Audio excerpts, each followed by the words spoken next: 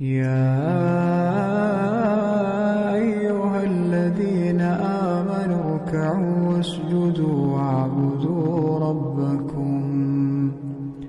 واعبدوا ربكم وافعلوا الخير لعلكم تفلحون. Assalamu alaikum mes sœurs, j'espère que vous allez bien en regardant cette nouvelle vidéo. Et j'espère également que vous passez mes sœurs un excellent ramadan. Nous allons voir au cours de la vidéo quels sont les annulatifs du jeûne et également ceux qui annulent pas le jeûne et aussi quelques actes interdits pendant le jeûne du ramadan. Nous allons également démêler le vrai du faux, notamment sur les annulatifs concernant le jeûne du ramadan. Et pour bien comprendre mes sœurs, restez bien concentrés du début jusqu'à la fin de la vidéo. Et nous allons commencer bi'idhnillah, mais avant cela, nous allons prier sur le prophète sallallahu alayhi wa sallam. اللهم صل على محمد وعلى آل محمد كما صليت على إبراهيم وعلى آل إبراهيم وبارك على محمد وعلى آل محمد كما باركت على إبراهيم وعلى آل إبراهيم في العالمين إنك حميد مجيد. Et nous allons commencer dans cette première partie par les annulatifs du ramadan, c'est-à-dire ceux qui annulent le jeûne. Nous allons voir ensemble mes sœurs le premier annulatif qui est le fait de boire ou de manger. Et je pense que c'est connu par tout le monde puisque c'est la base du jeûne. À noter également mes sœurs que toute nourriture qui passe par les voies des aiguilles annule également le jeûne puisque cette dernière nourrit le corps. Dans le deuxième annulatif, mes sœurs, nous avons les menstrues ou les lochis. En effet, mes sœurs, les menstrues et les lochis sont des annulatifs pour le jeûne, mais également pour la prière. Attention, mes sœurs, si les menstrues arrivent pendant le ramadan et que le coucher du soleil n'a pas encore été atteint, dans ce cas, votre jeûne est perdu et vous devez rattraper ce jour, même si cela arrive vraiment quelques minutes avant l'appel de la prière.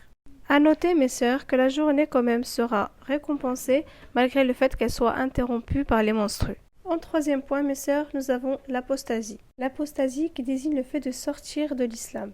Et pour cela, il suffit de faire des moqueries sur la religion ou bien de sortir de la religion par un acte ou bien par une parole. Et par ce fait, en sortant de la religion, on n'est plus considéré comme musulman et par le fait d'être non-croyant, cela annule définitivement le jeûne. Pour le quatrième point, mes sœurs, nous avons le fait de vomir volontairement. En effet, le prophète sallallahu alayhi wa sallam a dit que le jeûneur qui se trouve sous l'emprise du vomissement n'aura pas à rattraper son jeûne, contrairement à celui qui le provoque. On comprend bien par ce hadith que le fait de vomir volontairement annule le jeûne et par la suite il faudra le rattraper, contrairement à celui qui vomit involontairement. Le cinquième point, mes sœurs, serait le fait d'avoir des relations intimes. Et attention mes sœurs, cela fait partie des grands péchés et surtout pendant le jeûne du ramadan. À ce sujet, le prophète sallallahu alayhi wa sallam a ordonné à la personne qui fait cela de procéder à une expiation, c'est-à-dire soit jeûner 2 mois consécutifs ou bien nourrir 60 pauvres. Cependant, mes sœurs, il est autorisé, il est permis de manger et de boire et d'avoir des relations au cours des nuits du ramadan jusqu'à l'aube, comme cela est mentionné explicitement dans le verset 187 de la sourate 2. Le sixième point, mes sœurs, serait le fait d'utiliser des médicaments tels que la ventoline ou autres substances et qui pourraient se transformer en particules ayant du goût et de la matière, et par ce fait qui sera introduit jusqu'à l'estomac et qui par conséquent annulera le jeûne. Il est donc conseillé, mes sœurs, d'utiliser ce genre de médicaments juste avant l'aube. Et cela concerne, mes sœurs, tous les médicaments qui sont introduits par la bouche, par les oreilles, par le nez ou par les yeux. Pour le septième point, mes sœurs, nous avons al-hijama et tout ce qui est écoulement abondant de sang. À ce sujet, le prophète sallallahu alayhi wa sallam a dit « Celui qui pratique la hijama et le patient qui l'a subi ont tous deux rompu leur jeûne. » Le huitième point, mes sœurs, se porte sur l'intention. C'est-à-dire, mes sœurs, qu'en absence de l'intention de jeûner tout le mois du ramadan, cela invalidera votre jeûne. En effet, mes sœurs, l'intention est nécessaire pour la validité de tout acte religieux et le jeûne ne fait exception. Puisque à ce sujet, le prophète sallallahu alayhi wa sallam a dit « Les actes ne valent que selon les intentions qui les animent et chacun n'a pour lui que ce qu'il a eu réellement l'intention de faire. » D'où l'importance, mes sœurs, de formuler l'intention dans son cœur. Nous allons passer à la partie 2, mes sœurs, et nous allons voir ce qui annule pas le jeûne. Et la première chose, mes sœurs, ce serait le fait d'avaler sa salive. Et en effet, mes sœurs, le fait d'avaler sa salive n'annule pas le jeûne. Le second point, mes sœurs, c'est le fait de prendre une douche, se baigner ou même se rafraîchir avec de l'eau. Cela n'annule en rien le jeûne.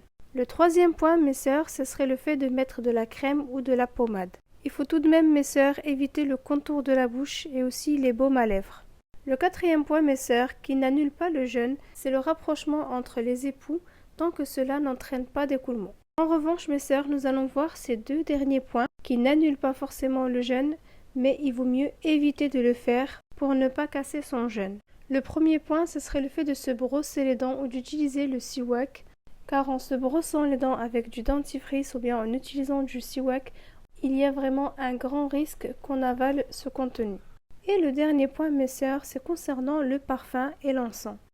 En effet, mes sœurs, le parfum ou autres contiennent des particules et lorsque ces particules sont inhalées, ces particules peuvent se transformer et devenir en quelque sorte quelques gouttes qui finiront par tomber dans notre estomac. Et cela pourrait invalider notre jeûne. Donc vraiment mes sœurs, il faut éviter tout parfum pendant la journée du Ramadan. En revanche, cela reste toléré après le adhan du Maghrib.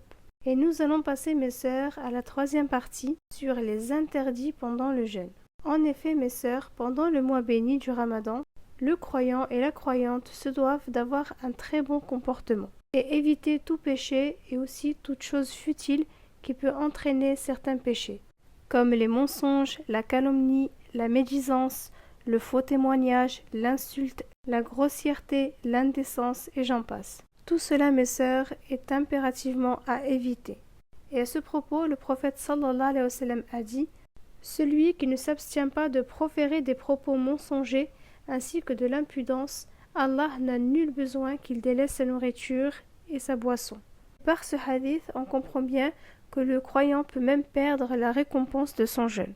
Donc faites très attention mes sœurs à votre comportement, surtout durant ce mois béni, où vraiment les récompenses sont multipliées. Veillez et redoublez d'efforts à avoir un bon comportement et de bonnes adorations. Et voilà mes sœurs, j'espère avoir répondu à toutes les interrogations. Dites-moi en commentaire ce que vous en pensez ou bien si vous avez d'autres questions.